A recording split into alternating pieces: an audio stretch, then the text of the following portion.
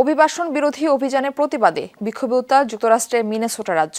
এর মধ্যে পরিস্থিতির সবচেয়ে অবনতি হয়েছে মিনিয়াপোলিসে। ধর্মঘটে কার্যত অচল হয়ে পড়েছে পুরো শহর।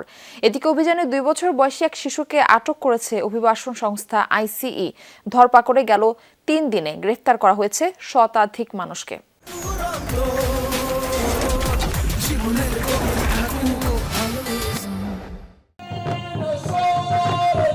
বিক্ষোভের প্রতিবাদে উত্তাল মিনিয়াপোলিস।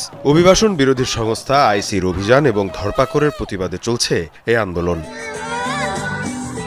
শুক্রবার শহর জুড়ে ধর্মঘটের ডাক দেন আন্দোলনকারীরা। কমিউনিটি, ধর্মীয় এবং শ্রমিক ইউনিয়নের নেতাদের ডাকে শুরু হয় day of truth and freedom কর্মসূচি, যাতে কার্যত অচল হয়ে পড়ে পুরো শহর।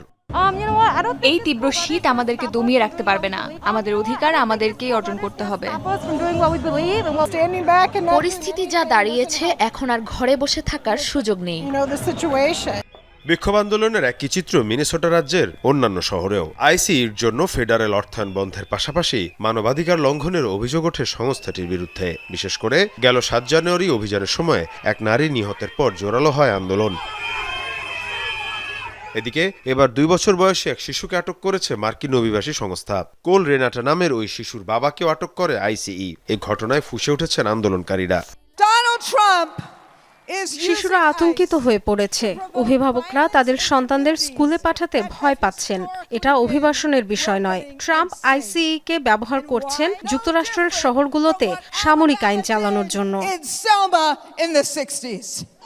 এদিকে আইসির অভিযানে গেল 3 দিনে শতাধিক ব্যক্তিকে আটক করা হয়েছে বলে জানিয়েছে বিভিন্ন গণমাধ্যম।